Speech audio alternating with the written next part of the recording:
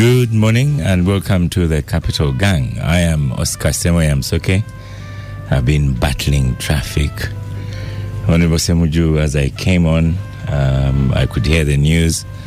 There was a car that died down around Kavira School just by a large pothole. Then Edwin Mumza was reading the news saying, traders are saying the place is smelling because the garbage is... So I don't know about my MP Ssemujju, what you can do about all these conditions. And then there was this guy swerving in front of me to dodge a pothole. He drives across, then back, then it's like disco dance on the road. We are used to that, Oscar. You're a leading MP. You should be saying, in our government, the way Joseph Ochieno says these things, in our government, we are going to sort out all those things. No, you first sort out the current government. Then you can make the promises. Okay. So good morning to you and welcome to Gang. You're very smart this morning. Yeah, because I was coming to the Capital Gang. Nice. Oh, that's very, very nice. I think someone is buying these shirts for you because that's a kind of a pinkish shirt. Really, really top style. As Moses of the morning. These shirts are sold. I think this one is up there. So good morning, Louis Rongoya of NUP. Most welcome to the Capital Gang once again. We have missed you for we have missed you for a while. Yeah, I'm very delighted to be back. Okay. We missed a bit of that on the microphone. Then we have Professor Asimwe. You're most welcome to the Capital Gang. Good morning to you. Morning, thank you very much. It's a pleasure and an honor to be on the Capital Gang. We have a large following and a large listenership, so being able to speak through your platform is an honor. Yes. Glad to be here. Thank you for honoring the invitation, the first one. Maybe I should ask, what do you do to begin with? Because I don't want to speak for you. Thank you. My day job is as a doctor. I'm a consultant urologist and transplant surgeon in the Mulago National Referral Hospital. I'm a husband and a father, and I am a farmer. A farmer. And I also... That is also your day-to-day work, husband. Yes, that one. So if you don't find me in hospital, ask my wife, I might be with her. Yes. Or check on my farm, I may be there. Yes. But Frank Asima, you have to throw in teacher. I was still waiting for you to say teachers, because when you become a professor, it means you are teaching somewhere. Yes, I teach at the King Caesar University. But because I'm also placed in Mulago, I teach students who are in Makerere, and also the students who come from IU University. They all rotate through our wards and we teach them. Okay. Yes. So the reason I invited you this morning was because of the interns. The interns have been lamenting. So I don't know, but to begin with, how many interns, if you can estimate, that are not deployed to begin right now? Over 1,000, and the interns are in various categories. They are medical doctors, dental surgeons, pharmacists, and nurses. The medical doctors are about 550, and then the other number takes care of the rest. Those are the ones who are not yet deployed. Those who are deployed are close to 2,000, I think 1,900 something. It is a bit alarming. Let's go back a bit. About 1,000 are not deployed. Yes, are not deployed. And those are something like 3 categories. Yes. And then about 2,000 something are deployed. Close to 2,000 are deployed. Now the ones, actually the ones who are deployed are the ones who stayed back, who finished 2023. So the ones who finished this year, 2024, have not been deployed completely. Of course, this issue of backlogs began about 2-3 years ago. And so because there was a gap in deployment, people were waiting at home. So when they resumed the deployment, they started with the ones who had stayed in longer. So the ones who are fresh coming out of university have not been deployed. Wow. Yes. But where did 1,000 interns come from? Isn't that a large number? How many do we release per year? That is a large number, but that's a good thing, in my opinion, because the population to begin with of Uganda is increasing. Right now we sit at slightly over 45 million. If you go by the WHO recommendation of 1 doctor to 1,000 patients, that would be about 45,000 doctors that we need. Right now we stand at 1 doctor to 25,000 persons. So we shouldn't complain that there are 1,000 ready. We shouldn't be complaining. We should be celebrating, or at least should be seen to be absorbing these people, so that a person walks into a health center and he finds someone to take care of him. Of course, the number of universities have also increased. We have about 12 medical schools churning out various numbers of students, which is a good thing because our population is increasing. Infant mortality rate has gone down, so children who are surviving and being educated are many. I'm sure all of us have got either children or relatives. So that should be a good thing and must be celebrated. Some of the issues, apart from the large numbers that we're talking about, some of the issues that are being talked about are issues to do with quality of training. But that's a work in progress, in my opinion. You cannot nail or freeze quality that we have attained. Quality improvement is an ongoing process. So to me, quality should not be a very big barrier to us having numbers. Having said, however, I think one of the big problems we have had is the coordination between the training institutions and the consumers, the Ministry of Health and the doctors and the hospitals. I think that's where our problem really is, because universities are admitting either according to their need. Some of them may have some commercial interests. That may be one angle. Others, they think they have the facilities. Maybe they have the lecture rooms, they have the human resource. Now, that is supposed to be regulated by the National Council of Higher Education. So, but the recommendations of the National Council of Higher Education, after these universities have been allowed, they don't seem to trickle down to the ministry to say that we're expecting so many students to come out. So, failure to expect and plan for the expected numbers, I think, is our big problem. So right, just going backwards again, how long is deployment as an intern? Internship, basically, let me also clear one thing. An intern is a doctor who has qualified, has graduated, and is only sitting in an apprenticeship. They are partially licensed, so they take on responsibility. And actually, by the internship in each rotation lasts about 6 months. So by the end of the second month, the supervisor begins handing over more and more responsibility, so that by the time they finish that rotation in 6 months, they are competent. Of course, to their level, they're expected to be competent. So they have this apprenticeship and then move from one rotation to the next. It takes 1 year. They rotate on 4 disciplines. We say 2 majors and 2 minors. The major, they rotate for 5 months, and then the minors, they rotate for 1 month. So basically, they'll do 1 surgical, maybe they do surgery, and while they're doing surgery, they'll spend one month in obs-gyn. Then they'll do, say, internal medicine for 5 months, then they spend 1 month in pediatrics. So for 12 months, they are under that apprenticeship. Yes. And then they have a stipend. They have an allowance. They have a life to live. No, they have a life to live. Yes. Okay. Now defending that's where we have to begin from. They must sleep somewhere. They must eat something. They must move from where they are staying to where they are working and back and forth. So they need to be facilitated to begin with, because their rotations, their deployments sometimes are 24 hours, sometimes 48 hours, back to back. As a consultant, when I call the ward, even at midnight, I expect an intern to be there.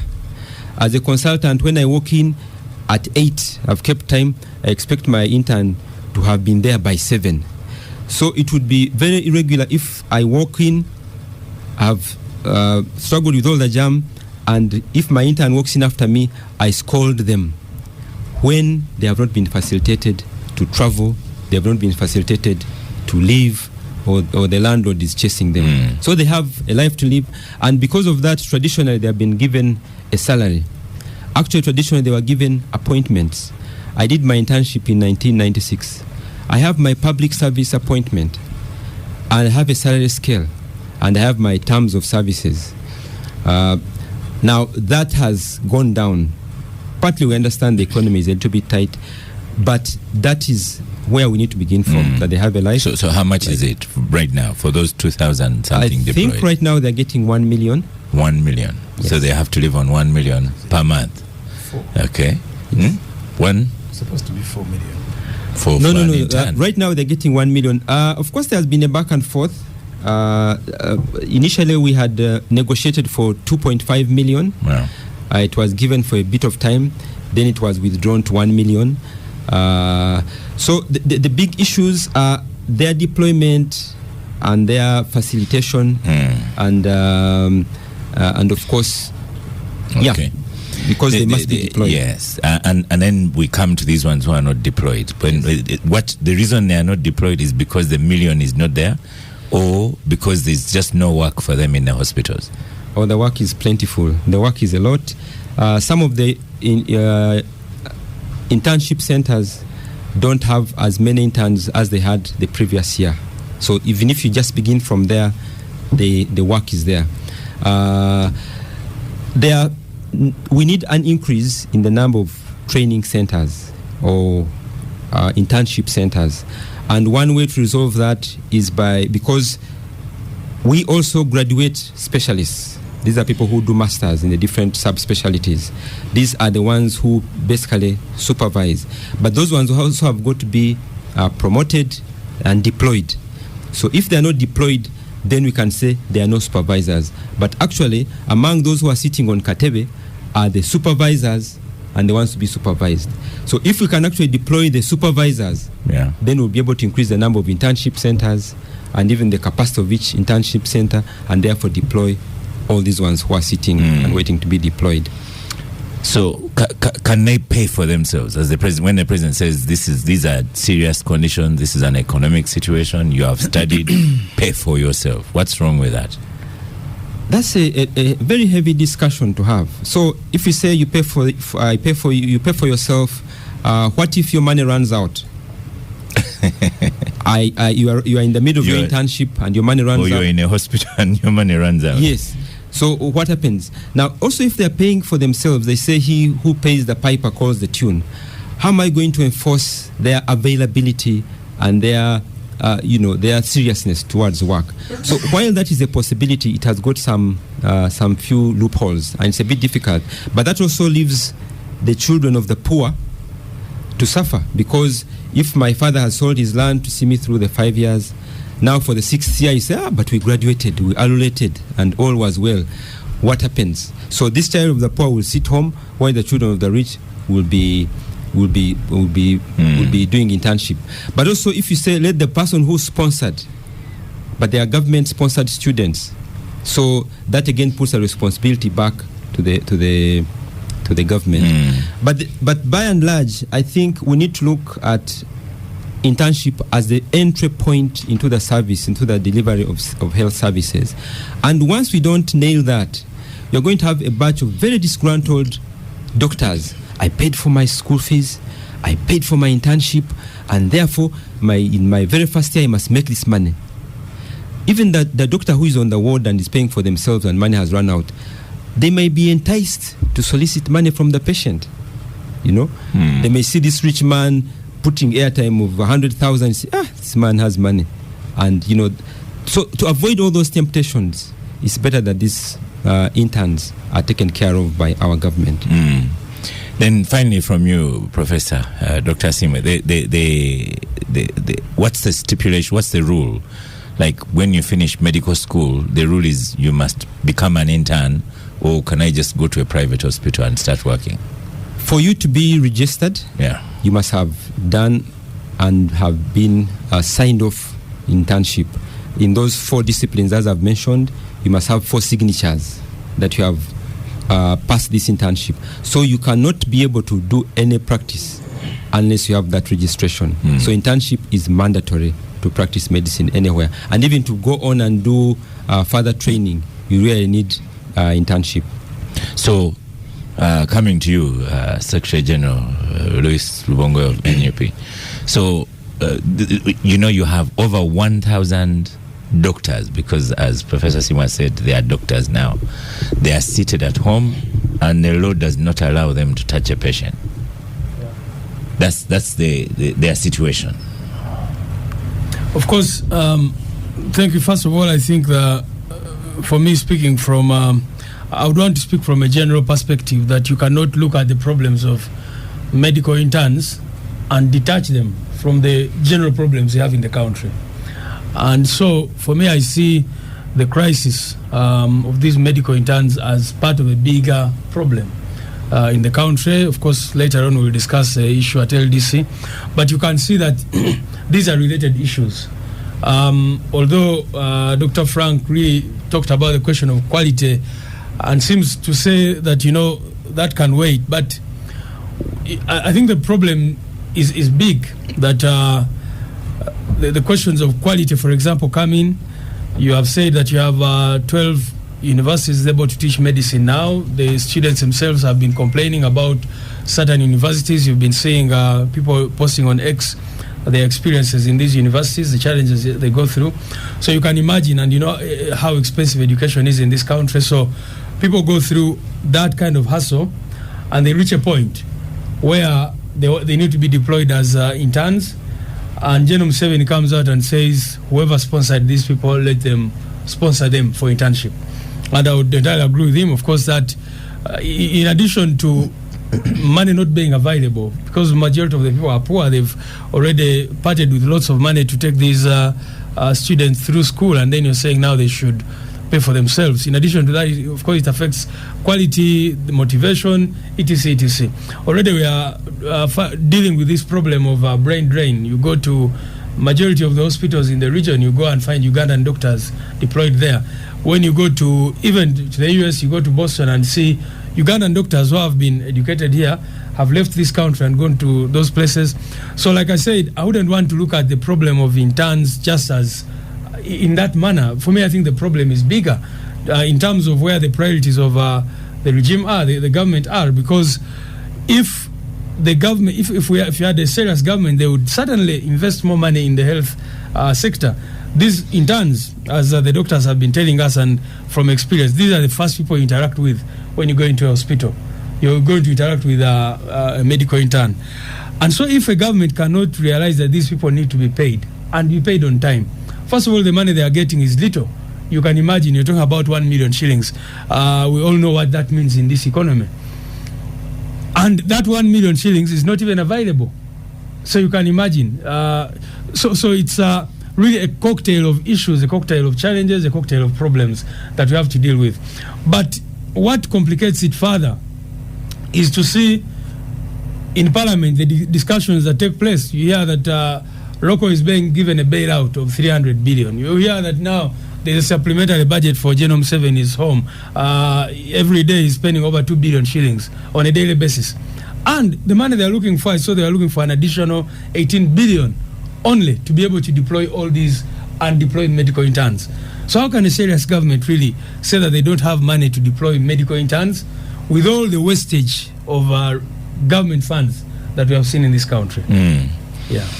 Honorable Ssemujju, the situation of medics, it's so worrying to think that I know your village, Chazanga, you are in my village, Yachira, but in Chazanga, when someone starts a medical course, they call you Musawo straight away. Yeah. They don't even wait for your second year or whatever.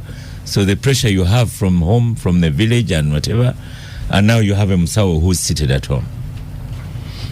If you allow, let me pick it from where the Wongwe has ended.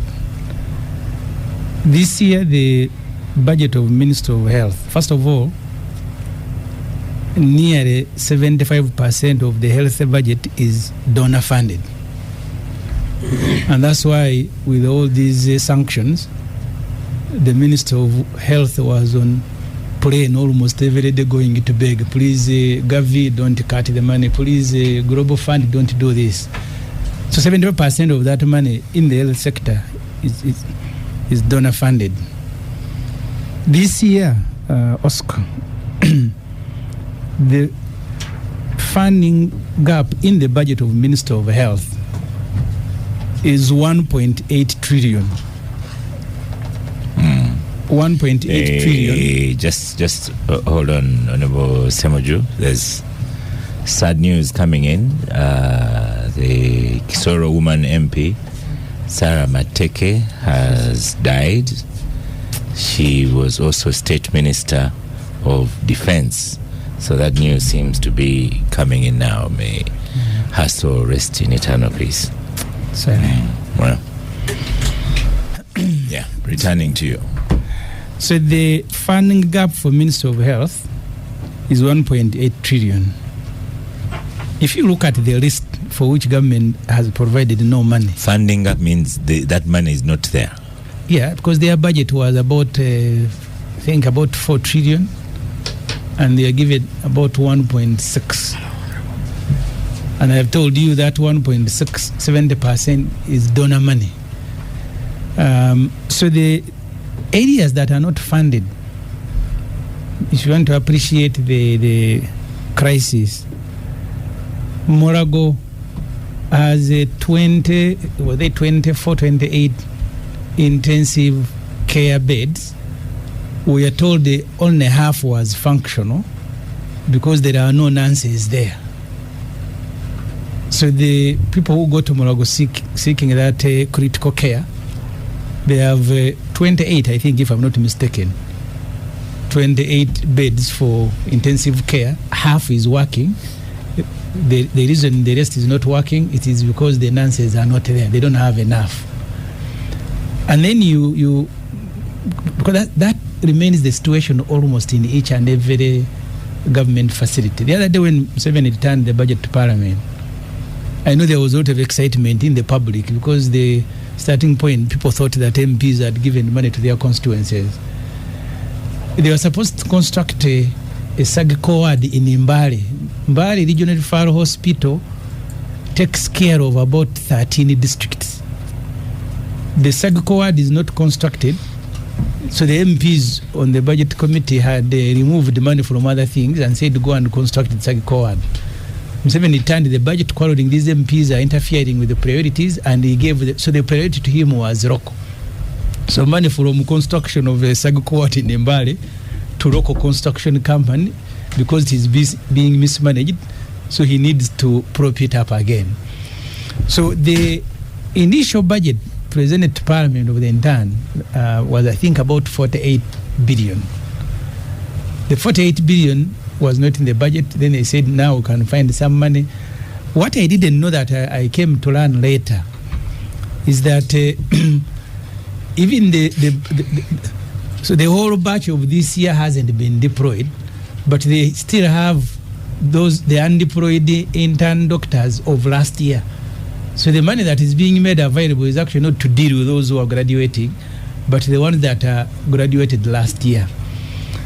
The only area where I don't agree with the Professor Ssemujju is that majority of these people graduating are actually private students. If you go to the Islamic University in Uganda, I think the National Medical Board, I think they are responsible for determining which university should take in how many students. They take in 100, I think Morago either 150 or 200, Mbarara about the same number, 100. I think only Wasajja Walaba's University in Ushenyi is the one that takes the largest number.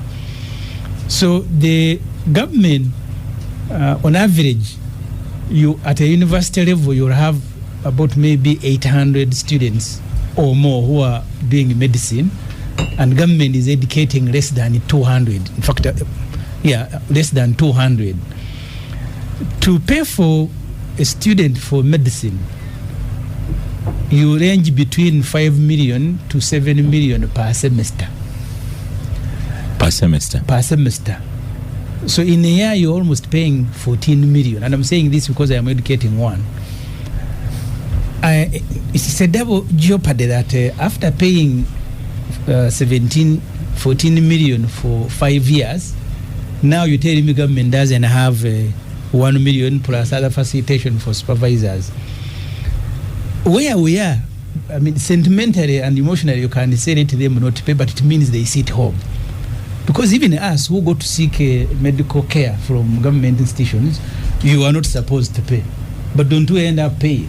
The last time I was in Mulago, I had taken my father. They told me, I don't remember whether was it Exere that is down, go to Nakasero. After Nakasero, then I went to another facility. So you have to take a decision.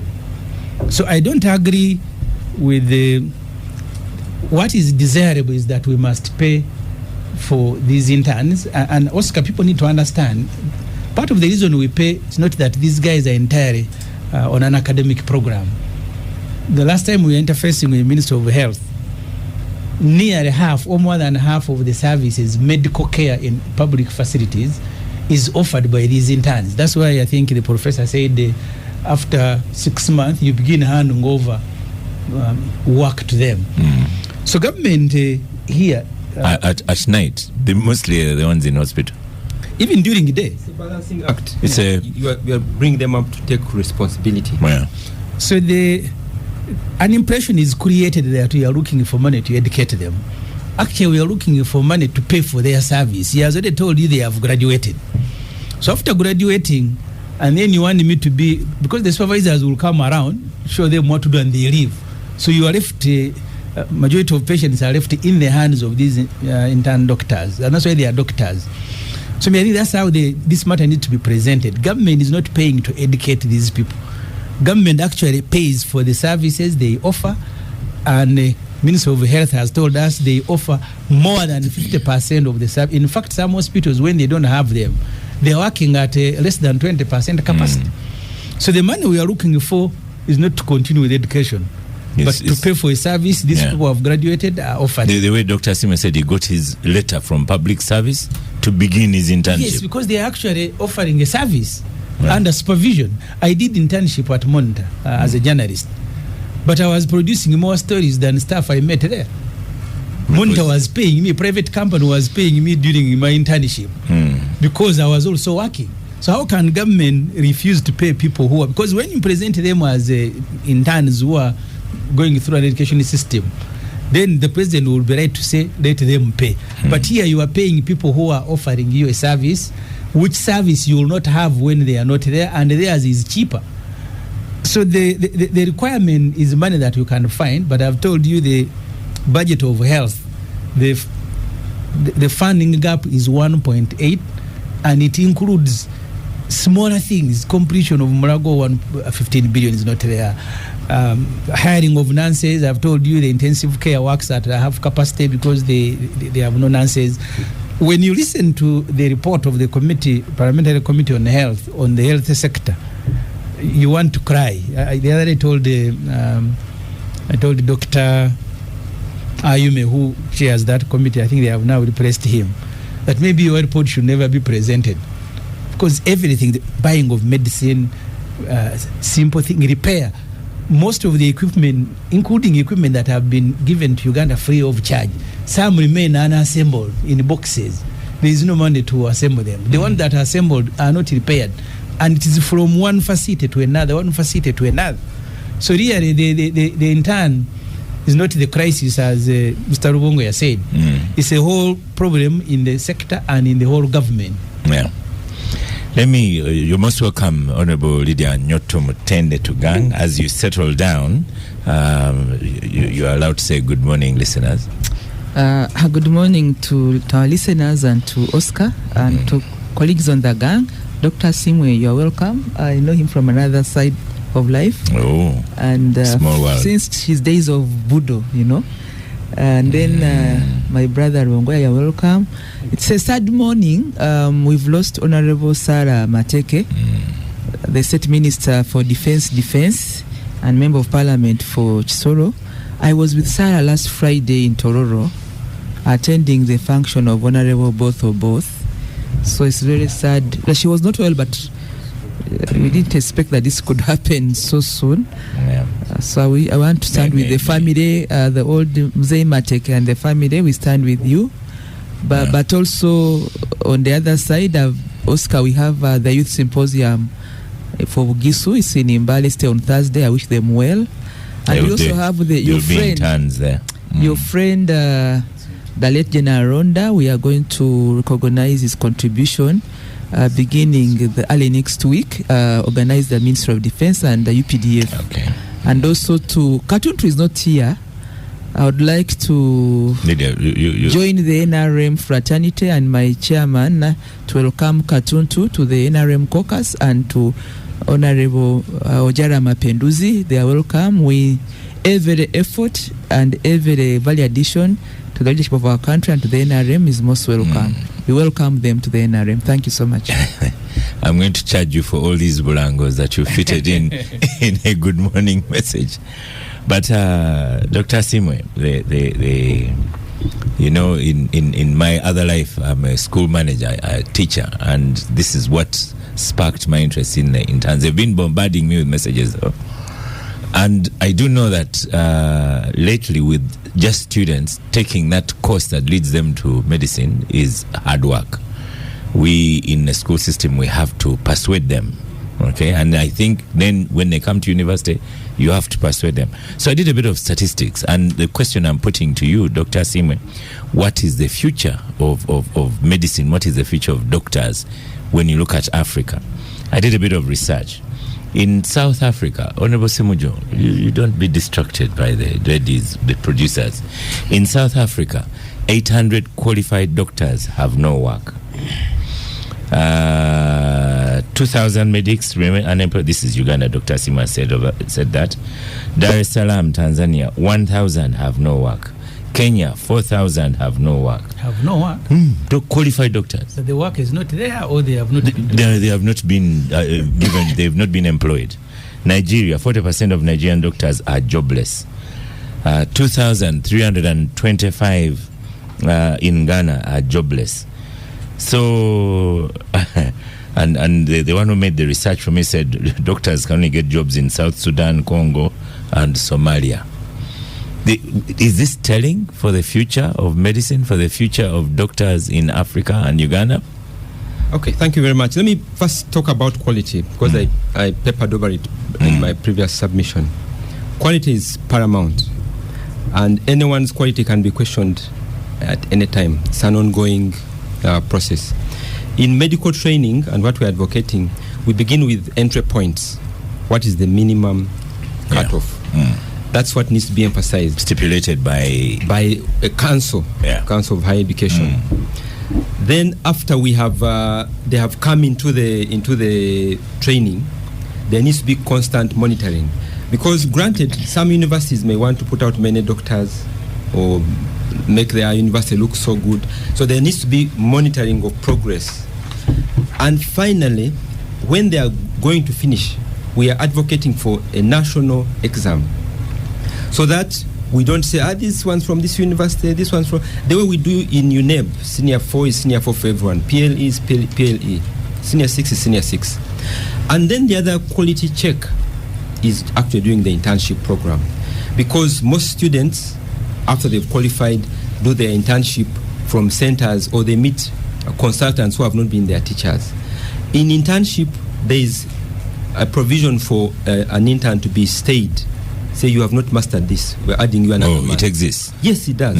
So someone can actually do internship for 2 years. So actually, by government enforcing internship and superintending over it, they're enforcing quality. So quality is paramount and must be looked at. Now, we have painted a picture of doctors finishing and they don't get jobs. But on one hand, we've got this doctor-patient ratio. Okay? Right now, we stand at 1 to 25,000. Actually, when I looked at that figure, we are only looking at the doctors, because it works up to about 1,800 doctors. If you do the one doctor to 25,000, they're actually looking at the ones in government service. But there are also doctors who are in the private service. Uganda Medical Association will represent about 8,000 doctors. Our membership is up to 8,000. So the 1 to 25 does not cater for all the 8,000. But if government is provide the health services, they must begin, as Mr. Ssemujju Honorable has been saying, increasing the funding. We now have the Abuja Declaration, supposed to give 15% of the national budget to health. And then, and that also takes care of absorption, recruitment. Because for long there had been a ban on recruitment. The reason I'm saying there are no supervisors is because you cannot not promote people to consultants. You're either replacing those who have retired or those who have died. The ban on recruitment must be lifted. We must have specialists at, say, district hospitals. We must deploy doctors up to Health Center 3. So, of course, it goes back to the economy. There must be money to recruit. Otherwise, you've got doctors jobless and patients not having services, not being able to access doctors. So a conversation must happen, and that gap must be closed. Very worrying. Lydia, on the topic of interns, what's the way forward? It is going to become a political problem. I don't know. Unfortunately, it should be a planning issue, because medical school is 4 years, 5 years. Then there is internship. Surely, by the time people begin the intake, by the time we should be in the know in first year that in Uganda, the 54 universities or so have so many enrolled medical doctors in the making. So by the time they get to fifth year, it's not a standoff. We should be able to, because internship must happen. And we are talking about to discuss the medical team. I'm from the legal fraternity. We also have our own issues. I think you've heard the same. It is our second topic. We have people who go to law school is 4 years, then LDC is 1 year, 5 years. Then you go to law school 4 years. Then when it comes to LDC, and you are a useless profession if you do not have the practice, because our profession, you must have a practice certificate, and you cannot have a practice certificate if you have not gone to the law development center. And then for us, unlike the medicals, in fact, after the LDC, you must now go and to the field for another 2 years to get a practicing certificate. All these things must be reviewed. I mean, we cannot continue like this. This happened at independence, pre-independence. Things have changed. That's on one side. On the second side, let me read this to you. Let me talk about the need. No, just let me read to you, Lydia, because you bring an interesting, and there's a Dennis Lumumba Karumuna. It says, 1, medical internship should not be mandatory after 5 years. If an individual is not qualified, then that one is a failure, finished. Is that what you're saying as well? They do a lot of practical, but they should be supervised. I mean, the profession is interesting.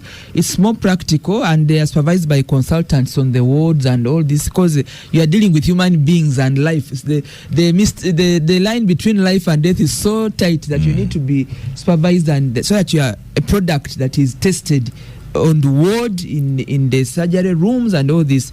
But what I'm trying to say is it's really a planning function. We shouldn't be discussing this in some of these professions. I've given an example, my own profession, the legal profession. It's like the teaching where we began from, me and you. Now, how do you begin telling me that we do not have students going for teaching school practice? You must go for school practice, and you must be supervised. So I don't even know what's happening in the School of Education, because every university is churning out teachers. School practice happens. So it happens. You have to charge the supervisors. How is it happening? Because these are professions that you cannot do halfway. Because at the end of the day, you must have a practicing certificate. And for us in the legal profession, every year you have to renew. So the medics, I think that I'm talking about the long term, but the immediate, we have people at home. What do we do? But the contradiction also, or the dilemma also, is that actually there are sick people out there who do not have professional care. You see the contradiction. If you had a tent out and you have professional care, it doesn't matter there. But we put so much money in concrete and in other infrastructure things, and we've forgotten the critical, the skill. Because even by the roadside, somebody can do surgery. I worked in a war area. Our biggest interest was not buildings of a hospital. Was this profession? How do you secure him to reach and care for people in IDPs, in where those are areas where you could say that the medical skill is so critical to a life, because it's between life and death. So for me, I'm even ashamed that it can be a debate on a talk show. It is so obvious. So I don't know what you are going to do, what they are planning. But I think that they should do allow the interns to be rolled out, whether even in private clinics, and then we look around for money. Their money is not too much. It's not out of the road. But let's not have this conversation in the next intake. Let this be the last time we're talking about how to manage it. Intakes must be managed from the enrollment. First year, we plan 5 years ahead because it's a 5-year course. That's my contribution. Actually, I don't want to debate it so much because I don't know how did we get here. Ask Ssemujju. Maybe the Dr. Ssemujju is a practitioner, but this is particularly a planning function and Ministry of Health. Just before you come on, and Ministry of Health and then the academia. Dr. Ssemujju, the two people here on Twitter. For us, the battle is on now the LDC. We have people who cannot go to practice law, who cannot get a job. And when they're advertising these jobs, they say we are going you to must LDC. have an LDC. Our next topic is LDC. Let's finish in turns. And as I remind you, you are the most powerful person in the studio, the member of SEC. Power in terms of what now? SEC, the deciding organ of Uganda.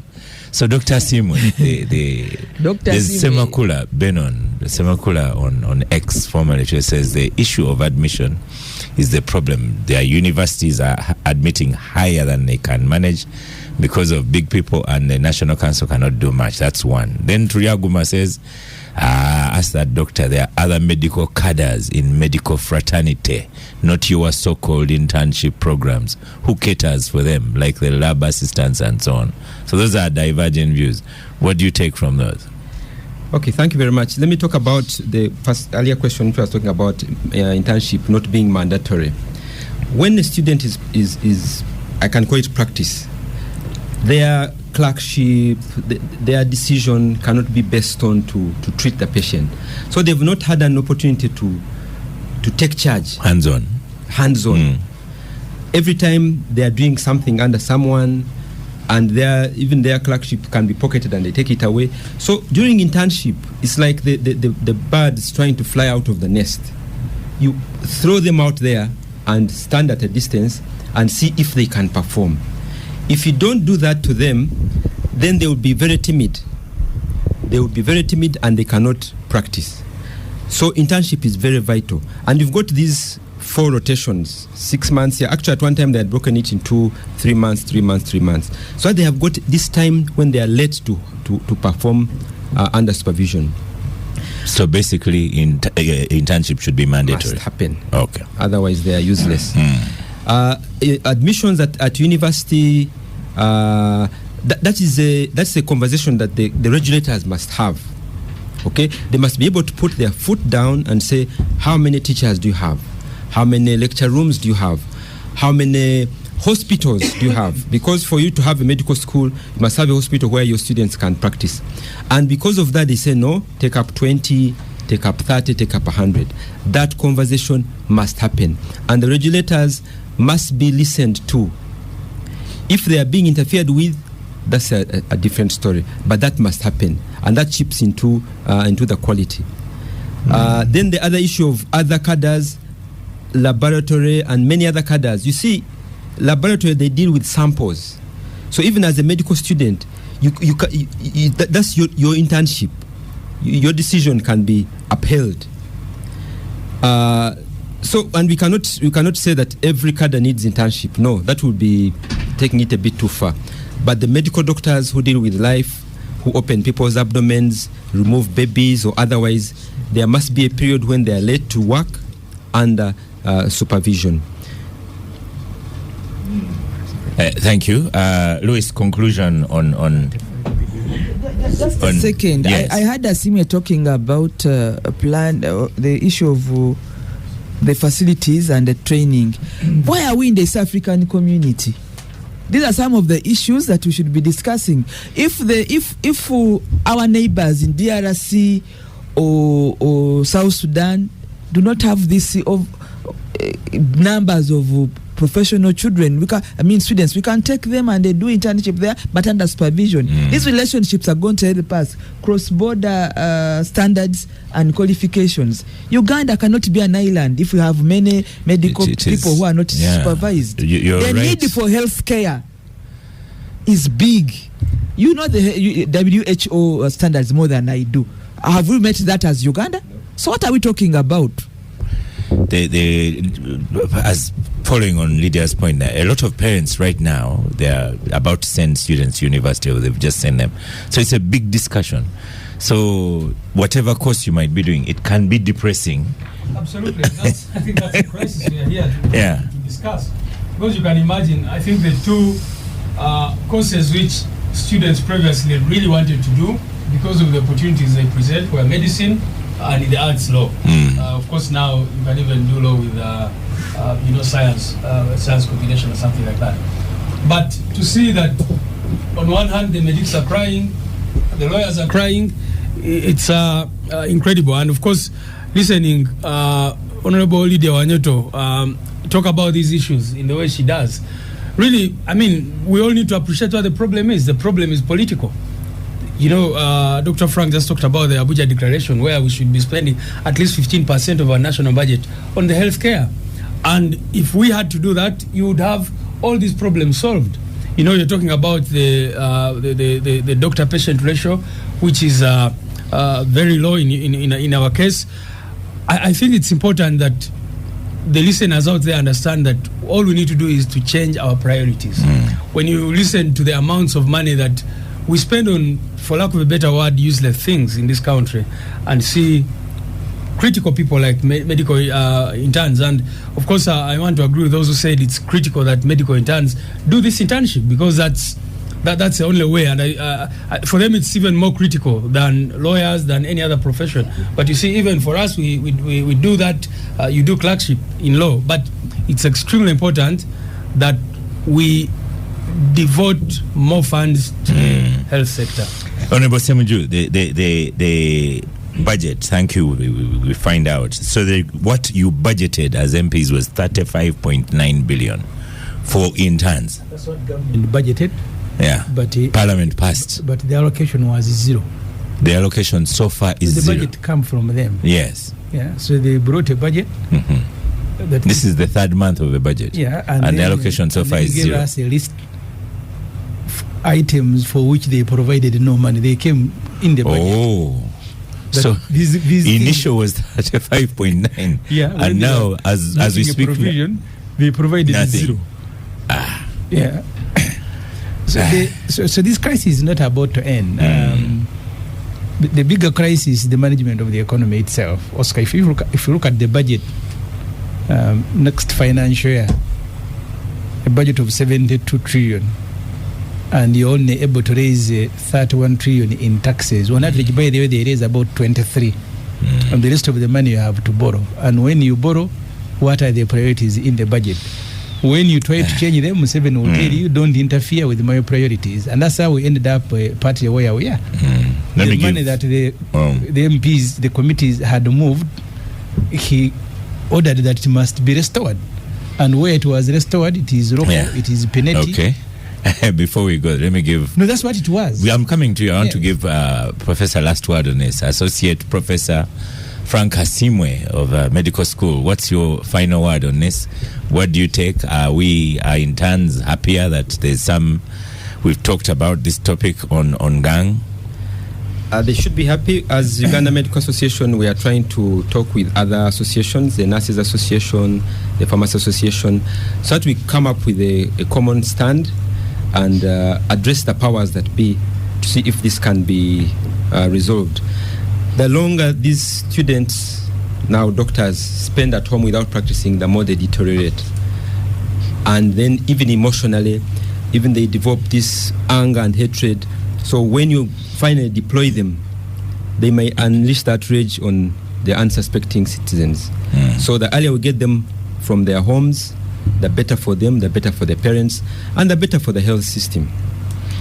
Thank you so much, Associate Professor Frank Hasimwe, for your plea for medical interns. Let's stop for a break. After break, we go to the lawyers. You're listening to the Capital Gang. I am Oscar Ssemujju. We continue again with students, young people. Star Cafe, thank you for powering the gang. Dr. Asimwe, you don't have to come with a chapati in your pocket. Everything is safe here. So, and seeing that we have a doctor in the house, you can eat with abandon. We'll be safe. So 2 lawyers in the house. I was expecting Abdul to come and to be, especially since. Oh, but you've taught at both LDC and Makerere? No. I've taught at different universities. At different universities. Okay. So the LDC has been in the news lately, and because it's kind of same situation. If you've not gone to LDC, you can't practice. You can't work as a lawyer. You've had, as Ssemujju said, most of the students are private students. You spend a lot of money. Your parents spend a lot of money, and then just like that, no work. And I think what came to light is the way the letter, the disappointment letter, the way it's written to you, says good luck in your future. When you have no future. I think that is where the biggest problem is. Yeah, Louis. Thank you so much. Again, let me, at the risk of repeating myself, say that all these are part of a bigger crisis that we have in this country. Because you see, for example, the problem at LDC, you cannot say that it starts with LDC. It begins somewhere else and follows these people up to LDC. For example, previously, you had strict qualifying combinations for you to be able to do law. You needed to have done certain course units and all that. And then there was a debate that, for you to do law, you don't need to have studied literature, history, and all this. They opened it up. But they did not just open it up. There's a time when you had to have a certain number of points, for example. Then they said, no, let's remove that as well.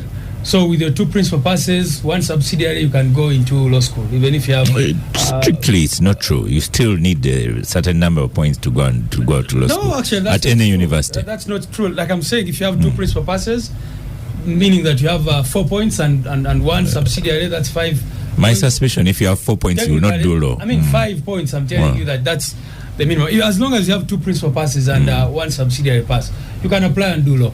But no university will admit you with that. They will tell you 12 points, but for them, good enough, they still have the pre-entry exam, But the point I'm making is now, they came up with this whole idea of liberalization. And I'm speaking this as a lecturer, a person who has taught law before, and you find students who can barely construct a sentence in English, they're in a law class. But you see, you don't want to just put the problem there. You need to understand what were the foundations. Because I don't want to blame this student entirely, you just need to go back to where they started from and how they maneuvered through up to this point. So then what is the outcome? You have thousands and thousands of people now in law school. And LDC, of course, does not have enough facilities. LDC is very important in my view. In addition to the professional training and, people to be able to get practical skills. I mean, it's the same thing that we're talking about. In medical school, there's a lot of maybe theoretical studying, and then internship allows you to do practical. What you study in law school is largely the theory of law. But when you come to LDC, you're doing some bit of practice, and then after that you go for clerkship and all that.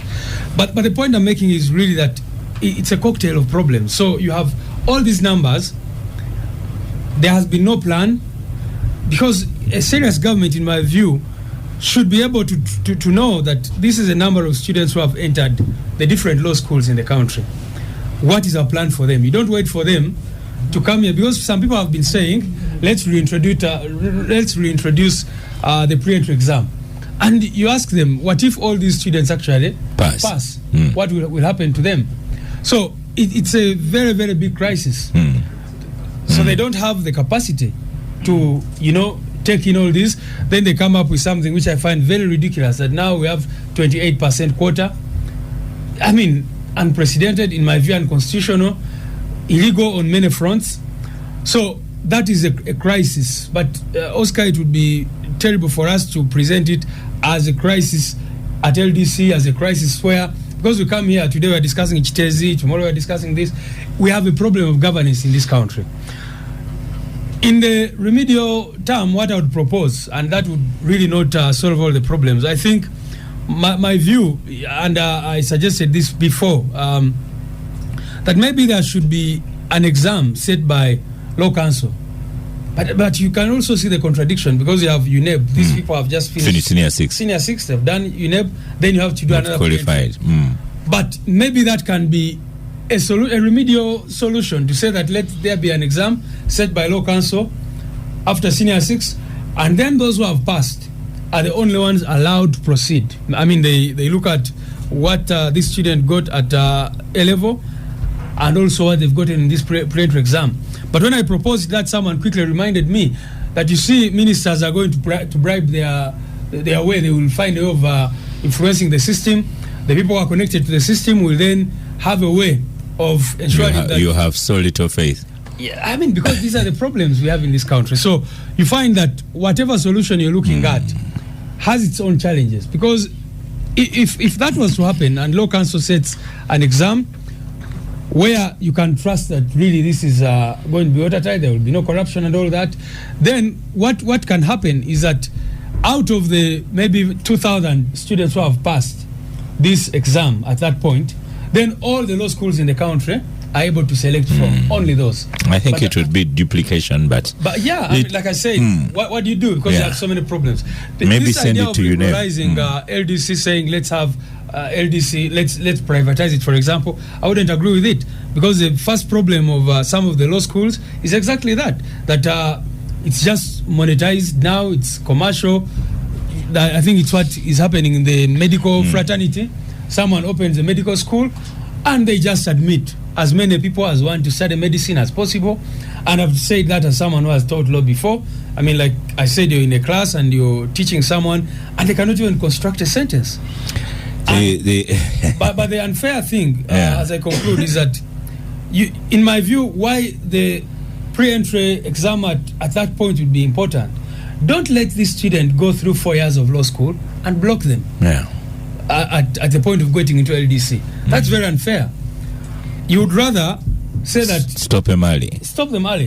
Put that pre-entry or a system that does not allow them to go through the hassle of the 4 years, and like I said, it's extremely expensive. And then you're unemployable because you've not done LDC. Lydia,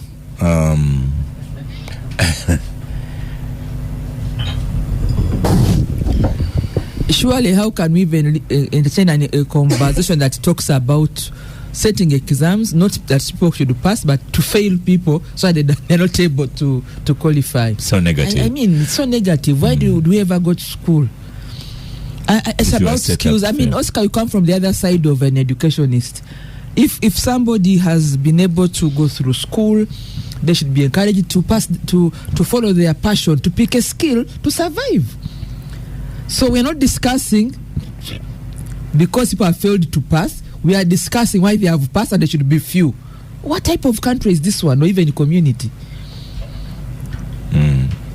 I think we should unlock policies that have a mentality of blocking and limiting people. We should open. If you liberalize, people will find their level.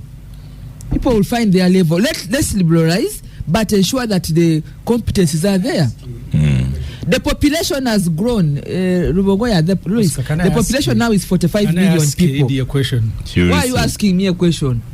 I will explain why. You are in a retreat, you the senior NRM leaders, together with the cabinet in Chankwanzi. If you are not discussing these issues you are raising, what will you discuss? We did, but that doesn't stop me from coming to emphasize what I said. I am a very clear person, and you know why. You also know why I even sometimes have problems. Because I do not change. I do not change. You asked me a question. The point I'm trying to raise is that we should not even be persuaded to think like the way others think, to say, because there are numbers, now let's set exams that fail some, that reduce numbers. Ssemujju used to have a teacher in his youth. The teacher would stand up in front of a class and say, 40% of you are going to fail. This is at the beginning of the year. You see, we used to have lecturers in Makerere, when we were in Makerere in our time, to say, because he's the only professor or is the only one who got a first class, then nobody else should get a first class. And they were thus doing the quality control of that type of meaningless. Let's allow whoever wants to follow their dream, get it. as long as they qualify. But let's not set exams. Yeah, let exams not be set so that you fail. That's why I don't agree. Yeah. Let people sit exams so that they qualify to follow their passion, you come back to it. to follow their dreams. Wow. Secondly, this ESC things where my passion is.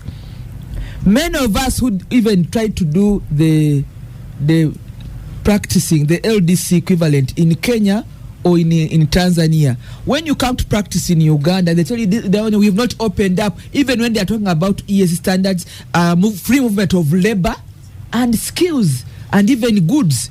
There is already a law in the customs union, there is a law of the common market, but you cannot come to practice law in Uganda if you have a PC from Kenya. They say, we have not domesticated the blue books or the red books have not yet been domesticated. We've not yet. I thought it is allowed you now. Must no? do the one. No. It is not. You must. I am a victim. You must come and do the one of Uganda. Oh. Now the one of Uganda is limited. Well, they've opened a branch in. They've opened. We went in Kenya, in Rwanda, but when you come here, you cannot practice. They cannot enroll you. So what is happening? They have opened a branch in Lira. To be fair, yes. In Lira, Mbarara. and then in Mbarara. Maybe there's a proposal to open one in Imbali, and they should come running. Maybe even in Igulu. No money in the budget. But there was that. I'm sure there's no money in the budget. But I think there should be clever ways of, first of all, reopening the blue and red books or the policies here. Even the law council should raise to the occasion and open this thing. Let's not mix, Louis, my point that let's not mix qualifications and competence to what government has limited people to be. Those are contradictions. Let them open space, because by the time someone finishes senior 6 and wants to go to law school, if they are competent, there should not be no exam that reduces them because the center is not able to absorb. No, I do not agree with that. Okay. Let's raise the occasion, because when you qualify, you have your skills, you go and hustle. Many of us are not DPP. We don't work in the judiciary. We do not work in government. We don't even maybe have chambers. But you are able, because you have a skill, you have a passion, you are able to survive. You want a quick one just before we get Dr. Caesar it's on the same X. with the medical field. I cannot imagine. Caesar on X, formerly Twitter, says at Ssemujju, why is Lydia reading from the Book of Lamentations like the rest of us mere mortals? She should mobilize the NRM. But I'm mobilizing. I'm on radio. Just quickly, I wanted to say very importantly that there is no society without quality control. That then we would be opening floodgates to all manner of problems. That's why previously we had inspectors of schools who were doing that work in real sense, and that's why I say that the problem begins somewhere. Okay. You see, with UPE, with USE, with problems in secondary education, and so what Lydia needs to understand is that they are responsible for all this mess. Them as NRM, that is. They are responsible for this mess. And so what I suggested is just remedial. That's why I said that the bigger solution is in revamping the system of really looking at the system in its entirety. For example, one of the conversations that has been there is some universities may decide to issue first-class degrees. They do these days. And they are doing that because they want to attract as many students to come, because it has been commercialized. And I think that's what Dr. Frank was talking about, that when National Council for Education or Law Council for that matter gives you accreditation, how often do they follow up to know that actually you have lecturers, you have the facilities to teach these very highly professional courses? How often do they come in to see what you're doing? How do they regulate the standards? So that's where the problem comes in. Then Dr. Ssemujju, maybe one of these days you should exchange notes with people at law school. Hey guys, how are you doing with your interns? The quality, as we've said, is very important and must be enforced throughout. Entry point. What I don't agree with is what was being proposed, the pre-internship exam. Wow. Because if someone has graduated as a doctor, with 5 years, the hula that comes with, and then fails the pre-internship exam, what do they become? What do they do? That's a quack, because they're not going to be licensed. They've graduated. Everyone in the village has ululated. Let's have a national exam. Even the exams, because we do exams every year to progress from first year to second year to third year and so on, and actually people fail and repeat. those exams should be the ones emphasized, maybe nationalized. In medical practice, we've got external examiners when we're doing clinical exams. You get a professor, yes, someone from another university comes and examines the students in this university. And the opinion of the external examiner usually is very strong. Let us encourage that, inter-university, external examiners at all levels, but the final exam must be a national one. And once you've passed that in the university, then you go and do your internship and practice. But I like what you said, that an intern, if you have failed, they say no, do one more month. Because you want them to continue, because they've already invested 5 years of their life. They can even do a whole year. They can even do a whole year. Yes. Yeah. They all have a skill. Yeah. And they have to sharpen it. But the point I want to raise, this issue of quality control is so important. But it should not jeopardize the fact that the population has grown and you realize more people in this profession than it was 20 years ago. In 1992, it was unheard of to get 60 students at law school. In Makerere alone. Today, even you have thousands of them. Even to get 60%. So we have 45 million people. Yeah, there were very few students in medical school. We used to see them walking across the Katanga going to Mulago with their white jackets. Wow. There were hardly 40, 50 every intake. Now they are in thousands. So we must be able to raise to the occasion of numbers, but also quality. Lydia, on this one, I also want to quality. Declare that I agree with you. Which must be celebrated. And we must celebrate the dividends of professionalism in our country. Yeah. We cannot begin saying, put a big rope so that there are few Ssemujus who can maneuver their way through the particular profession. Let's go to Ssemujju. That's not acceptable. See, the numbers, first of all, haven't gone up, except there are numbers that are questionable at some certain universities. Quality. I have told you, the National Medical Council, I think, inspected all the medical schools and came to numbers. At IUI, you will have only 100 because that's the capacity that you have. At Makerere, 150, Mbara, 100. And they keep, and you can't go beyond. Intake.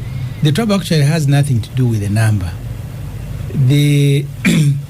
Remember Oscar, go back to yesterday when we had Mr. Museveni here, what I told him.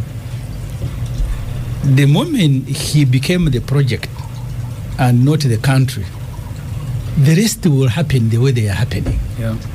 Because the amount of resources that are made available to do campaign, to make sure the status quo is maintained, matters that you will attend to urgently, these are not the matters that we are discussing here.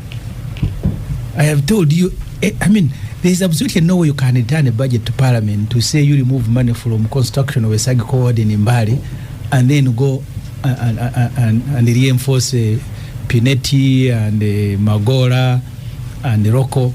But Museveni did it, and his NRM MPs who are a forest in the Parliament. The most interesting one was the chairman of the budget committee. After explaining where the budget committee had put the money, he said, but in the interest of the country, we agree with the president that you remove money from construction of a SAGO ward, from buying of ambulance, from buying of medicine, and then you give to Rocco, who has mismanaged his own company. So the little that is available can do too much, but it cannot do because the money must help the man to stay in power. The lawyers, I don't know how they came up with a pre-entry at LDC, which eventually was scrapped.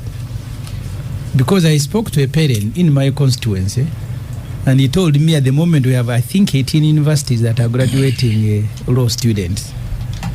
And even when we opened up LDC in Mbara and Lida, and we are supposed to be opening one in Mbale. The numbers keep growing. Yeah. Because today, I think the same thing that happened with interns is the same thing that happened with lawyers. Yes. The space available was given to those they were unable to admit last year, and then pick a few one from those who have just graduated. So the parent told me I've been paying on average 4 million for the last 4 years. How do I keep this son at home after graduating? And you tell me you need to deal with people you did not give the opportunity last year, and then pick a few ones. And the numbers, Oscar, will keep growing. I'm not sure that the numbers at law school and Mackay and others are as limited as the one of medicine. They will keep growing. They keep growing every year. And the facilities are not growing correspondingly. So the crisis will go on. Because just about 10 years ago, we were 34 million people. We are now 45 million. Yeah. Maybe at the next census, 10 years later, we will be about 60. And you still have the same facilities.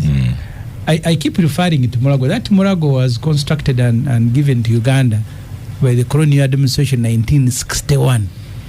See the additions that we have made, Chirudo and Kawempe. And then compare them. And they are still not enough. Yeah, but you see, just look at Murago of 1961 and compare with the structures of them 40 years in power. They are makeshift, as if we've been hit with an infection and we need to deal with it quickly. So the planning, you cannot blame the planners, because all these things that we are discussing have been brought to the attention of cabinet, and eventually they are brought to the attention of parliament.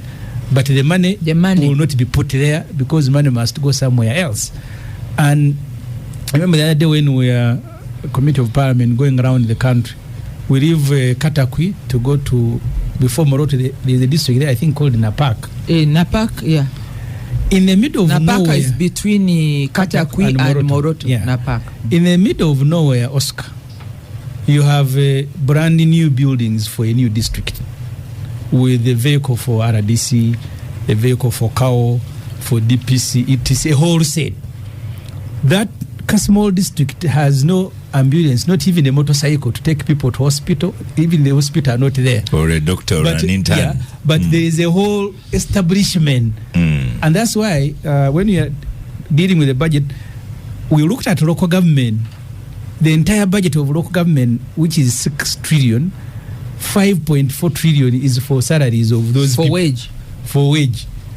So what do the people of Napaka need? Is it a new district headquarters with vehicles for all the big people there, or a hospital? And I suspect before the next election there will be other districts. I remember one time when we were meeting Keith Mwakanizi. At that time they were creating municipalities. And he told me, we sat with these guys in the cabinet and said, do not create administrative centers. But they refused. Today, Oscar, the last election alone, we had 2.8 elective positions in Uganda. The projection is for them to go to 3.3 million elective positions. So you are crying you cannot deploy 1,000 interns, but you have 500,000 counselors, 500,000 people with disability committees, women, youth, etc. So I think that's the area that this government chose, that we will go, and MPs themselves, this parliament was constructed for 50 MPs. It was expanded to accommodate 100. Now we are now 539. If all of us must attend, then they must bring a tent. We have to go to Kololo. Even in Parliament now has a new tent. So if all of you must attend, they will come in the compound. And so, I mean, how did this thing happen? And then you will hear that the president has summoned the cabinet with top NRM leaders. They are in Shankwan's planning. And then when they come back, same story, same old story. So nothing has changed. Professor Frank Ssemujju, to conclude issues of students, you know, we've had an hour and a half of student. You have a challenge. There's an Alan Tumsime here on X, formerly Twitter. He says, at Ssemujju, okay, having many doctors is okay. To produce a single super specialized doctor, such as a transplant urologist like Professor Frank Ssemujju, you need train about 1,000 doctors. 100 of them will choose surgery. 5 of those will choose urology, and 1 will choose transplant urology. And as Frank Ssemujju might even go to South Africa with the one person. So in these times, how do you motivate those students in 4th year? How do you motivate those students in 5th year when they are reading that there will be no facilitation for their internship? The reality is that when we are talking clinical work, we pretend we don't know what's going on because we are dealing with the ones in front of us. Life and death in front of you. Deployed, or the ones who have done the MEd, and we concentrate on those. But when you step back and look at the bigger picture, you have to select your words. Tell them Mugume. Things will get better. But it's true, the medical profession is like a pyramid, a very wide base. It gets narrower, medicine, MBCHB, MMed, more fellowships, more masters, and you need that wide base. So once the base gets narrow, it means the apex will be at a very short, pace. And coupled with this, tied to this is the issue of, I think I mentioned it a bit, promotions. And people study, and the country is actually harvesting from Uganda. Right now we're talking about doctors, 1,000 plus coming out, but specialists, we have got over 150 coming out every year, and they're being taken, which should be a good thing, a very good thing. So in fact, if the ban on recruitment can be lifted, even this internship problem would be solved, because these specialists would be deployed, and where there is a specialist, at least you can have 4 interns. If you have got 4 specialists, you've got 16 interns, and so on and so forth. So the deployment, of course, which comes with resources, is what needs to happen. Yeah.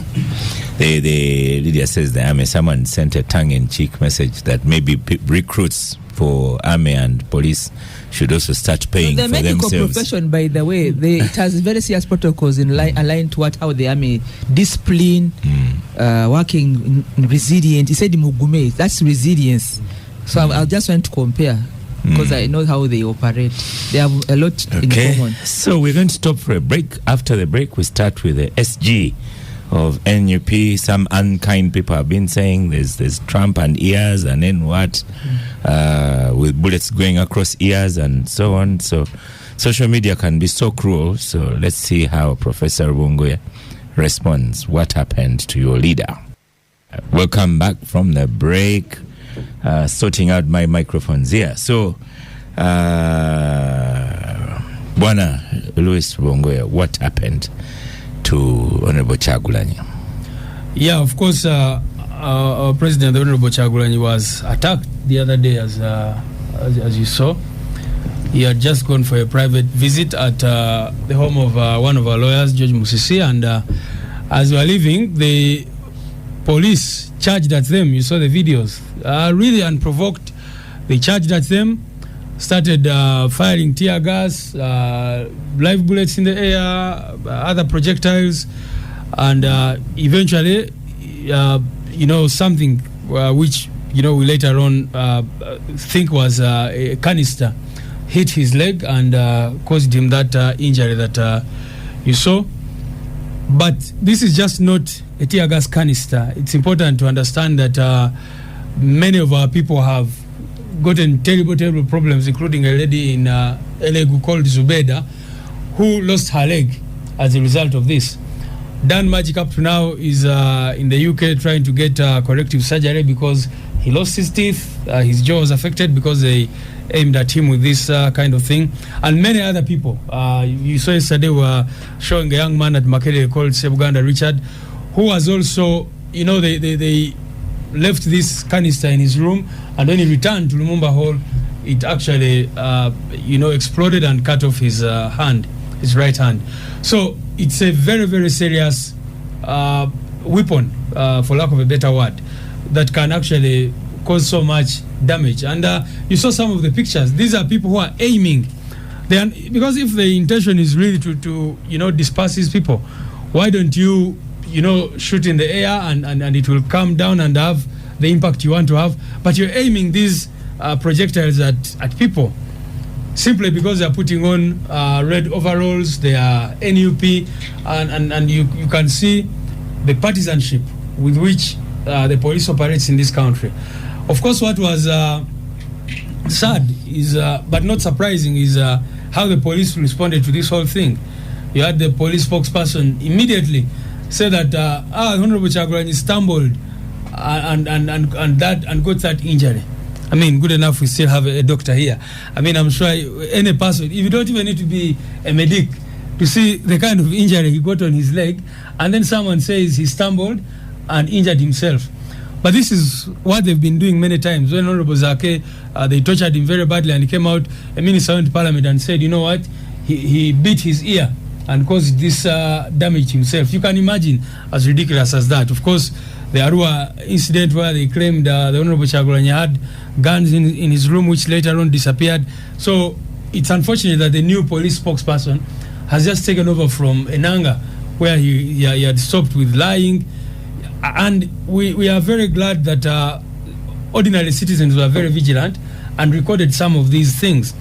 Our media team hadn't captured them. And so eventually they came out. But you can be sure that if there was no video, they wouldn't have come out to clarify. They would have stuck with that narrative that he stumbled and injured himself. So the following day, when they saw other videos coming, then they started changing their statements. But it's important to know that all this is part of the impunity. I mean, they say you cannot do these political activities, even when, for example, they claimed that we were having a procession. But the videos which came out clearly showed that there was no procession. It was just in a road without even many people. There were just a few comrades gathered there, and the police started charging at them as if these were terrorists or something like that, the way they were approaching them. So we condemn that in the strongest terms possible. Our president is getting better, and when he's fully back on his feet, we believe he'll be back on the trail. We still want to do our nationwide tour, which the police blocked illegally recently. And what do you say to the naysayers that have produced all these jokes and whatever, and comparing with President Trump and saying maybe the ear and so on? Well, that's expected. Comedy. We live in a society where all that is expected. But what I can say is that to those people especially is that, you know, like the old saying goes, it would be foolhardy for a monkey to laugh at a burning forest. When all these things happen to one of us, we need to take time and reflect. You know, with these, one of the positive things, in my view, that came out of this march against corruption was seeing many more people actually get to understand the kind of state we live in. Because some people, they say, oh, this is about NUP, this is about FDC. Those people are crybabies until it happens to them. So we've seen, when we started talking about abduction, they dismissed it. And then they started coming for these very people, the academics, you hear that, of course, the religious leaders and others. So when there's violence against any person in this country, we must all condemn it, because tomorrow it will be you. So you can't just downplay such an incident. We thank God, because it could have been worse. Like I told you, a lady called Zubeda no longer has a leg because they charged a canister at her. They shot her in that manner, and she no longer has a leg, and many other of our comrades who have gone through these incidents. So it could have been worse, but we are glad that he'll be back on his feet very soon. Hon Ssemujju, there's another saying that when you go to opposition politics, this is par of the course. Just get ready to be clobbered, to be tear gas, and then to jeer at you and to concoct stories. Mr. Enanga is so relieved that he no longer has to make statements. In 2017, when SFC raided Parliament, we were bundled in the same van with Honorable Kyagulanyi to Nagarama. We had just gone through an election, by-election that brought him to Parliament. In the areas of Mukono, Nawawe, of course, when you're in those situations, you begin cracking jokes. They keep you going. He said, I told the people in the campaign, because Kyagulanyi, I didn't know they would be like this.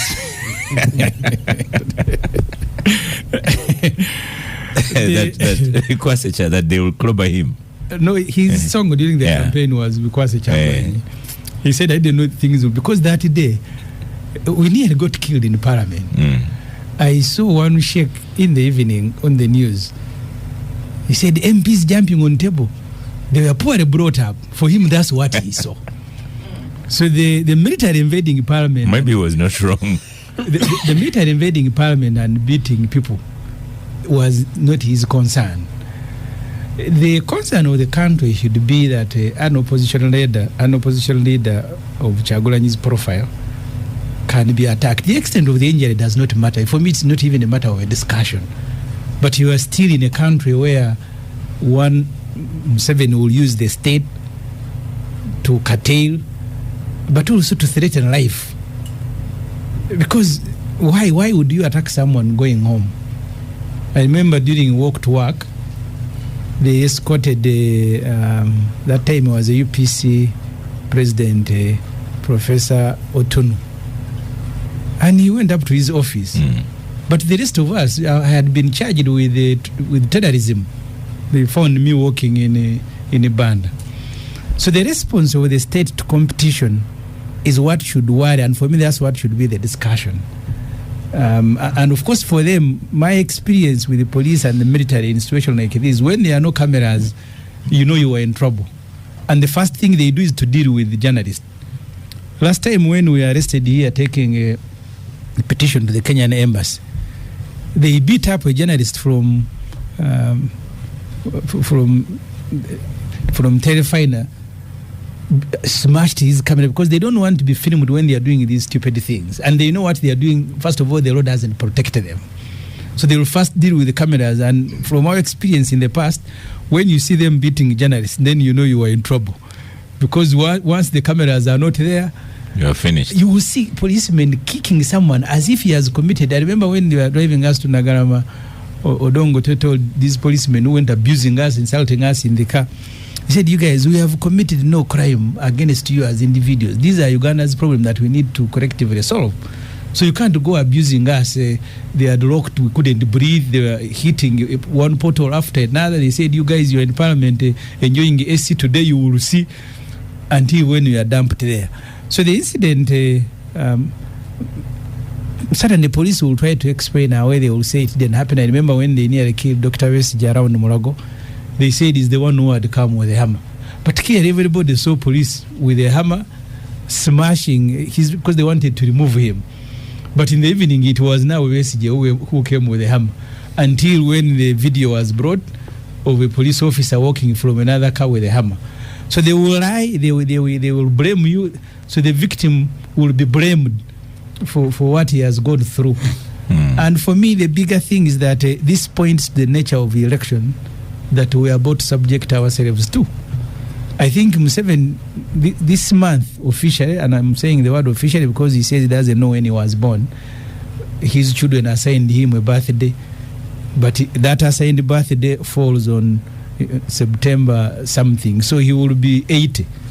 So he becomes weaker every day. One way of dealing with the opposition and the competition, when you are weaker, you can no longer go around the country.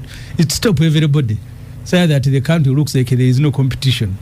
And I know it's going to be more brutal.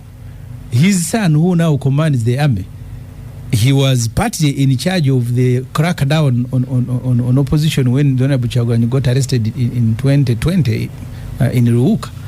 His son and Retro Cage, they were the ones who were picking people, beating them, torturing them. I think now he has come of age. So this is fact? It is a fact. That's why Museveni later came and said some of these people, we have them here. Yet the law says you can only be arrested by police. You see, Museveni is very interesting. On TV he said, you policemen are not even supposed to bark at people. You are supposed to, because before you arrest someone, you must tell him why you are arresting that person. You introduce yourself. He said, all these things must happen. Then the same Museveni is on TV saying, some of these people we have here, and they are very good people. People had disappeared. Nobody knew where they were. They were not at any police station, but they were with Museveni. I don't know where. So we've moved into that season where things are going to get worse and worse, not because they were okay before, but you are now dealing with an aged man, officially 8 years old, who wants to die in office like his comrade Mugabe. He has elevated his son to command the institute. Mugabe had left office. No, he was removed. He didn't leave. But he had wanted to die there. So he will become more brutal. People should brace themselves. Just before we go to Lydia Louis Rubongoya, there was another video I saw yesterday of police kicking and punching, and was that a fake? Was that a criminal? No, I mean, that's exactly what happened, and that's what I was trying to tell you, that that was at that place in Bulindo. Oh, that was exactly at that spot, and that's why I was saying they were charging at these people. So this is another video so these videos keep coming out. Yeah, because the people are vigilant. I mean, where they see these things happening, and we've been encouraging them to do that. People started recording, That's why. But those men were beaten thoroughly. Yeah, and some of them are still in hospital. One of them came out. Where were the policemen so annoyed? I mean, you ask yourself, and this is, again, like I said, this is the challenge we have in this country, that once they see in a red beret, the police has been trained to view the opposition as enemies of the state, as enemies to themselves, even when they actually don't realize that what we are doing is try to improve lives for them and everyone else in this country. So, and their commanders, sometimes these low-ranking police officers are not the problem. You heard in one of the clips, one commander saying, shoot him. And so if the commanders view themselves as under threat, if President Kyagulanyi is able to mobilize, then what do you expect? Yeah. Lydia, for us in schools, we are not allowed to beat anyone. But don't you beat them? No. It's just, we don't beat them. You don't beat your clients. But seriously speaking, schools no longer beat. They do, but not as bad as it used to be. Very rare. They don't beat. Hon Ssemujju. Lydia on microphone. How, if police has to handle a situation, why must they be violent in that manner? Well, that's how you'll get promoted. First of all, I want to say pole sana to Kyagulanyi, because he got a. I saw there was the picture I showed. There was a wound on his leg.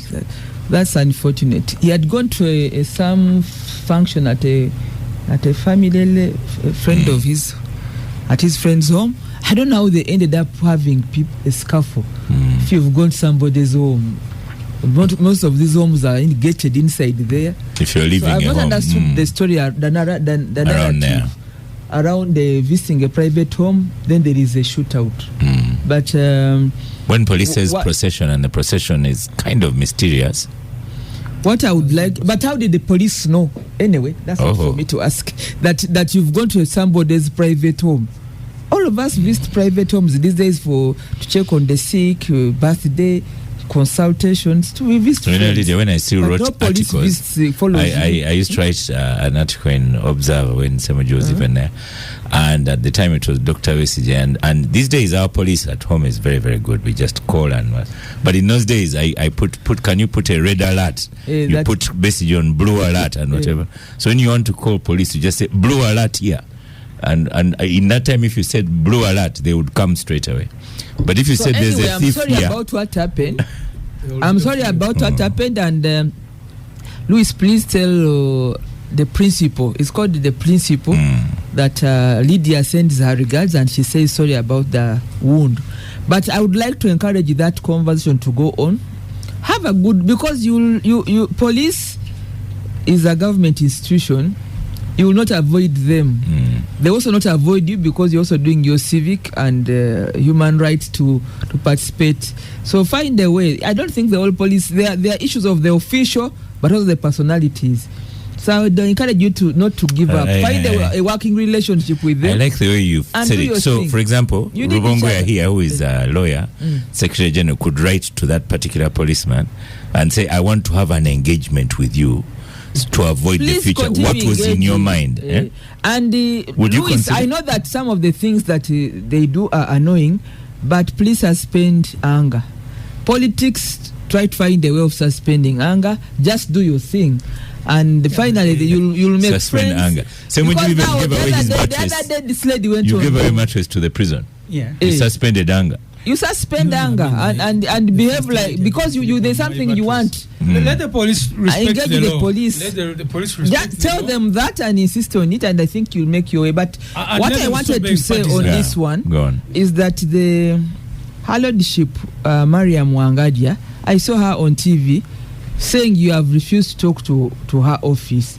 But that office is not a Wangadia. Which is not the Human Rights Commission. It's not true. So you listen to me. These agencies of government, they may not have the faces of the people you like, but you can, if you want to have your way and your agenda, make your case. Don't run away from them. Don't get angry with them. Engage them until you get your way through. Because the one of Human Rights Commission, I do not see how you're going to do your work by putting them off your radar. off your radar. I mean, in addition to it's an institution of hold on, Louis. First, let me squeeze in Professor Ssemujju. Yeah? Me, yes. So I'm trying to say that that's my opinion. Please engage. Whether they follow the advice, whether they like it or not, but please engage Human Rights Commission, engage the police, engage the other DCs. You have said it. Let me ask Professor Ssemujju a different kind of question. Frank Ssemujju, the Ssemujju here says that the political season is coming on, and I want to ask you a reasonable question. You know, in the old days, we would invite Dr. Buku here, and we never knew whether we invited him as president of a medical association or as a member of FDC or an activist. So we'll just invite him in. But for you now, active in the medical association and also teaching young people, how do you prepare for election season? Are you looking at wounds? Are you looking at emergency treatment? Are you how, in your system, what's your preparation like? Thank you very much. First of all, I'm a law-abiding civil servant, and the subject being discussed is above my pay grade. And that's why I've changed the question for you. Thank you. Now, for us, fortunately, I worked in a war zone. I worked in Kasese during the ADF. Actually, the ADF war started 3 days after I'd reported for my internship. Wow. November 11th, 1996 it was. In Mulago, when there are demonstrations or the things that usually cause excitement and are likely to generate casualties, we do prepare. You do? Yes, we do. We alert the emergency team. We tell them to free beds because often you have got casualties. Wow. And for us, when you come in, we don't ask who you are, what color you put on, whether you are part of enforcement or otherwise. We treat you as a patient, and that's where we stop. And we leave our thoughts and our affiliations at the gate. And when we are there, we are very neutral. I was fortunate, so to speak, to treat a rebel in Kagando Hospital. This man had been notorious for laying landmines. But he had also suffered from his own landmines. One had blown off his arm. He had one arm. One had blown off his leg. This time they brought him, his leg had been blown off. But of course, as professionals, he had even been brought by the UPDF. And we treated him, and he improved, and we discharged him. So we are very neutral. But yes, sadly, when there are scuffles in town, we prepare for an influx. Yeah. And that's one of the experiences. in a 5-year course, you're teaching students these kinds of fractures and so on, and emergency. I can imagine a doctor in Gaza right now. Yeah, war medicine. Yeah. How to triage. There's a name for it, war medicine. Yeah, there's war medicine, war surgery, yes. Gunshot wounds, bomb blasts, shrapnels, resuscitation, and all those. Yeah, we do teach them. Yes. See, India advises Rwongwe that you need to speak to policemen. You see, the assumption is that actually, and the assumption is that they even when do you think this time they did it? Because I saw their press conference where they have a picture of a policeman, and they say this policeman did this, then they present a video. Is this going to be the future? No, sometimes when they're embarrassed, they will try to put up a PR stand. Because the trouble is not these policemen at on the road. Police. Yeah, they are not. Once they are ordered by their superiors, I have kept saying this even to my constituents. The day policemen tear gas their own wives, Oscar. Because the wives were complaining. They were beating saucepans, they had disconnected electricity and water. And their husbands fired tear gas at them. You cannot blame them for working like robots. But the orders to beat are not their orders. In fact, if they don't beat, they will be in trouble. When I was arrested here 2 weeks ago, the ordinary policemen who were arresting me didn't misbehave. But the one from somebody from who is supposed to be their supervisor, for him when he came, he wanted to beat. The ordinary policemen are arresting you like they should if they have been ordered. But him, another one called Kuzara, incidentally now is my DPC in Chira. His supervisor, who later got into trouble with the police, Siraji Wakareke, when they arrested me from my home, said, why are you handling Ssemujju like a bridegroom? Be physical, don't just handle him like that. So the mentality of some of the supervisors is to misbehave. Many of them, that's how they get promoted. If they hear that they were kicking you. One time one woman told me that you guys think when they are rolling you in the mud that Museveni gets concerned. He actually loves it. That he will be there laughing when he's seeing Besigye being rolled in the mud. And so the people who do that, he will love them. They will even get promoted. So the ordinary policemen where you are sending us, Lydia, they are not the right address. The person ordering them to beat people and torture them and shoot them dead is the right address. Is the right address, Mr. Museveni in the Entebbe. Lydia, conclusion? I'm asking Ssemujju, and I'm advising Louis here that they should not give up. They should continue engaging, so that, like you've said, the public was very supportive. At the end of the day, we endear ourselves to the people. Well, so if you keep away, how will people get to know whether you are getting a fair service from the institution or not? That's the point I'm trying to make. Okay. Yeah. And the issue of anger. Yes. You have no business with anger when you're in politics. Anger that is the anger truth. Is a reaction. I know, when you are beaten, you but you can laugh. train yourselves to that you laugh when they are beating you. Because when you are angry, maybe their intention is to make you angry. Yeah, but you see, so why the moment you beat me, there will be a natural reaction, and I can't control it. Either I will cry or I will be angry. I'm giving advice, so you can but take the advice you give, Lydia, so stop beating us, then we will not be angry. Don't. You're also giving advice. Continue engaging. Yes, I am advising Lydia. Go and tell the state stop torturing you. You are sending me. Okay, I'm going to. But we're going to have Louis here. I'm going to. You know, I have some senior police friends, police officers who are my friends. I want to talk to them. In Ichigo, you have those conversations. No, those ones not really. But in Ichigo we have good security. But these senior people, I want to. How can was it 3 girls disturb you and then you want to close the road and you want to pinch them and these are just and these are the things you deal with in your family at home and all the children and you manage them. No, there must be drama. Oh, they must caused by the drama. Police. I remember you just hold her hand and take her away. They must be seen to be working. After 2011 elections, when we were in walk to work, they used to give Kaiwora 60 billion per week. They were calling it political disturbances. So these policemen will stage drama, especially the senior ones, to show that there is accountability. There is so much. You show you are pinching a girl. Yes, against the state. Instead of holding her hand and taking her away. You know. Louis Ruongoya, conclusion. Yeah, well, I actually wanted to talk about that. One, it seems that these people benefit from that. That's why they have to author fake intelligence reports, trying to show that. I'm sure for our president's visit to Chira, they probably said he was planning a massive demonstration or something like that, even when he had just gone to a private home. So it's unfortunate, but you can see the 3 topics we've discussed all relate to one problem: governance. You see, the 2 problems we talked about, the LDC, the interns, this explains it, that General Museveni would rather put all the money to try and contain any kind of opposition, to try and make sure that he retains power in every way possible, while the people continue to suffer and all that. And I want to point out that, again, related to what we are discussing, recently we've been having diaspora engagements.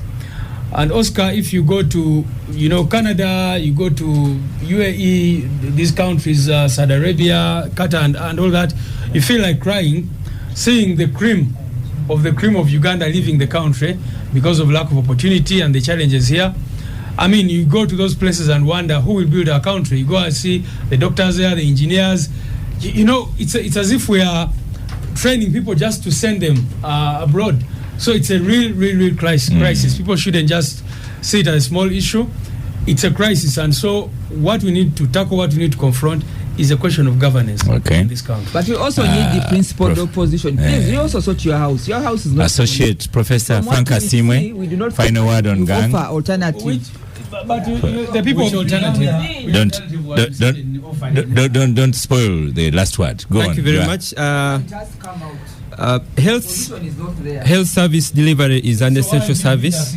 Louis and Lydia are not on microphone. Only Frank Asimo is on microphone. Health service provision is an essential service, and it must be kept on the priority list. If we ask the sponsors of these doctors, the parents, to take care of the internship, we'll have taken them off the priority list. This is the recruitment stage. Government needs to find funds, and I believe they are there. I know our revenue collection is not that high, but if we touch the priorities, shift around the priorities, money can be found, interns can be deployed. But the biggest message is that these interns must be planned for right from entry point in first year. As they progress, it should not come as a surprise that now we have got 2,000. It should be celebrated that we have now numbers. And quality is very important. Quality is ongoing. Multiple players, the regulators, the teachers, and the students themselves, they must come out as quality students. So resources need to be mobilized for the doctors to be deployed, and then they can serve the nation. I thank you. Thank you so much. Listeners of the Capital Gang, continue following us on our social media platforms at Capital FM Uganda, at Ssemujju Star Cafe. Thank you for powering the gang. Students are about to return to schools, exam term. In the studio, thank you, Secretary General Louis Rubongoya. Thank you, Lydia Wanyoto Mutende, powerful gangster of the SEC. Thank you, Honorable Ssemujju. Thank you, Associate Professor Frank Asimwe, for your comments on gang. I am Oscar Ssemujju, and I shall see you next week.